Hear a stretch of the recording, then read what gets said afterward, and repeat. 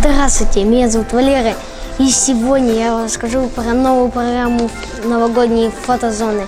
И сегодня я нахожусь на фотозоне «Камин». Здесь присутствуют настоящие дрова. Я был в поджогах, но это школа, никогда так не делайте. Здесь есть множество разных веселых игрушек, подарки. Даже носок есть, про Санту не забыли. Понимаете, о чем я? Здесь есть множество свечи, гирлянды и прочие вещи. Ну, а с вами был Валера. С Новым годом, дорогие друзья! Это программа новогодней фотозоны.